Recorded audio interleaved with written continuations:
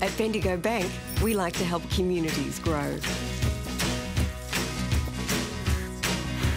We concentrate on delivering you great products and services. I like you so very much. So much, in fact, I gotta wake you up.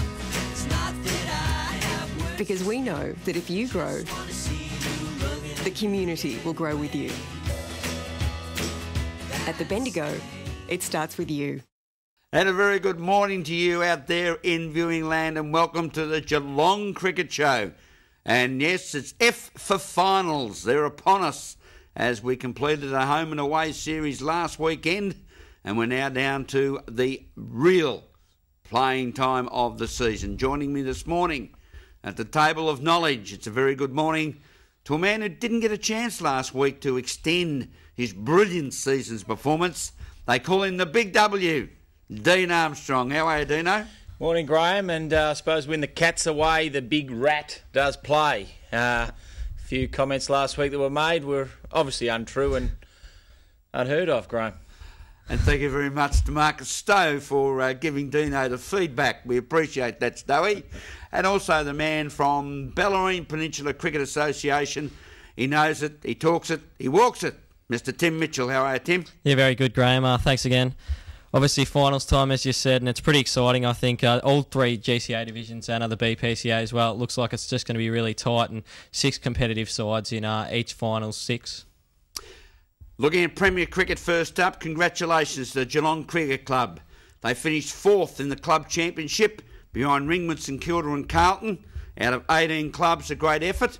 And part of the reason for that was because they have got their 1st, 2nd, 3rds and 4ths, all 4 sides, playing in Premier Cricket finals this weekend.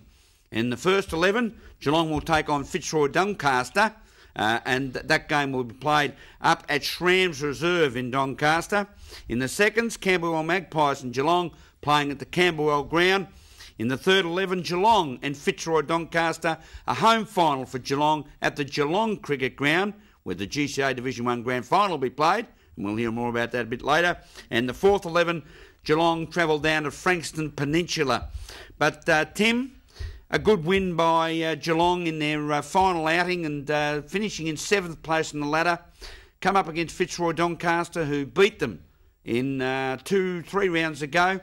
May find it a bit difficult, but then again, finals are a different game. Yeah, it was really good last week, Graham, to see the Cats lift when the pressure was really on, obviously needing to seal that finals berth, and they've done that now. As you say, Fitzroy Doncaster are going to provide a very stern test, though, considering they've won their last 4 games coming into the finals series, and obviously carry a lot of momentum there, Fitzroy, and they get that home final as well. So there's a lot up against the Cats' backs, but then they're a quality side, and the thing that they've shown probably throughout the season is they bat extremely deep, and they've got a number of bowlers that can also take wickets. The thing they're just really going to need to lift, I think, as a team, take it to another level to be up there with Fitzroy Doncaster, who, as we say, have had a great final month of the year. Your learned view, Dino? Well, they did play off in last year's grand final. They've got a very experienced side. And, look, it doesn't matter what happened during the season. This Saturday is when it all counts. And I think Geelong will come out and make a very good showing of themselves. To the Geelong Cricket Club, we wish you all the very best. 1st, 2nd, 3rds and 4ths, all playing in the first round of finals of Premier Cricket. Turning our attention to the Bellarine Peninsula Cricket Association, the top 6. 3 qualifying finals being played this weekend, and then it's 2 more semi-finals and the grand final. In the qualifying finals in the A grade, well, a top 6 that remained only 1 change being made in the top 6 sides. Bowen Heads, Colandina, St Albans Breakwater, Port Arlington came up from 5th to 4th, Queenstrift dropped from 4th to 5th, and Jan Juck rounded out the top 6. But I suppose, Tim, the highlight of last week has to be the magnificent bowling performance of Paul McGrath. 21.3 overs, 10 maidens, 9 for 19. And Dean DeLuca, you get the spoiler of the award week. Well, I think Paul actually had about 2 for 5 overnight, and Jan Juck was struggling a little bit. And I think we said on last week's show that Jan Juck really needed Craig Lucas and Ian Ligo to carry it on. I think Lucas got 20, but as you say, Paul McGrath just tore through them, and 9 for 19. They're just it must have just been a masterful spell of bowling from McGrath to actually finish that off. And unfortunate, I guess, for him that Dean DeLuca did spoil the party a little bit and claim that 1 wicket. Grant Stevens taking the catch, maybe even thought about dropping it, I guess, just so Pudge could get those 10 scalps. But they play St Albans Breakwater this week, and that's probably where a lot of the interest is for me in the first week of finals. It's 3rd versus 4th, and it's going to be a very competitive battle, I think, at St Albans. Well, the big one, I suppose, is Bowen Heads, finished on top of the ladder, only lost 1 game for the year in A grade. They take on Jan Juck, whose form has not been good coming into the finals.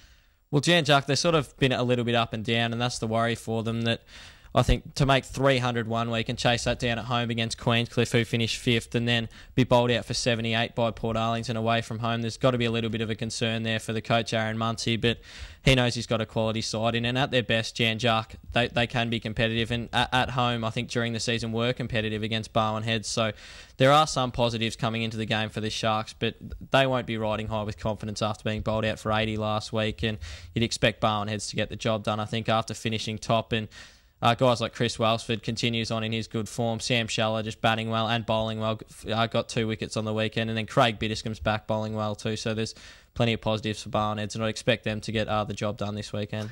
2nd place, Colindina take on 5th place, Queenscliff. This will be a very interesting game. Colindina, no Jimmy Bartell.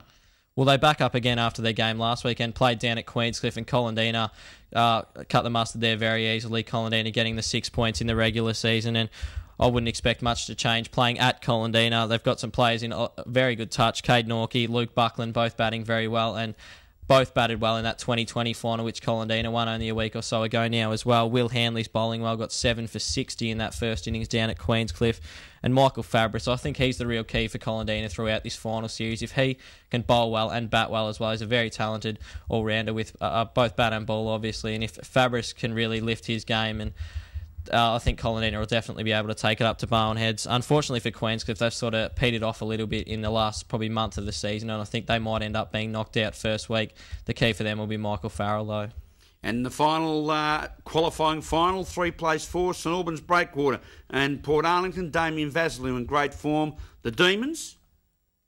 They're a chance ruler, definitely. I think Damien Vassalou, as you say, is a massive key to that clash, and St Albans will know that if they can get him early, then they're going to be a real chance of knocking Port Arlington over for a score that they can chase down. The real interest here, though, will be in, I think, St Albans captain coach Jason Murray, whether he actually comes up and whether he's fit enough to both bat and bowl. Injured himself only a few weeks ago. I think the prognosis was that he'd broken 2 bones in his hand, so St Albans, I should say, are really going to hope that Murray can come up. But the good news for them is that he was gripping a bat during the week, so St Albans will be hoping that obviously he can go out there and bat this weekend, because he's a big key for them. The other guys to watch for, Nick Mallion at Chirac made a 50 against Barwon Heads and continued on his good vein of form. He's their leading run scorer. And Chris Jones, who will captain them, I think, if Murray doesn't get up. He's another big plus for St Albans, been going very well, but it's really a toss of the coin, I think, here, Graham. Whichever side maybe wins a toss and bats, and if they can set a total, I think that might be the key to the game. The key to the game as we go to a break, and we'll be back after this. At Bendigo Bank, we like to help communities grow. We concentrate on delivering you great products and services. I like you so very much. So much, in fact, I gotta wake you up. It's not that I have words. Because we know that if you grow, the community will grow with you. At the Bendigo, it starts with you.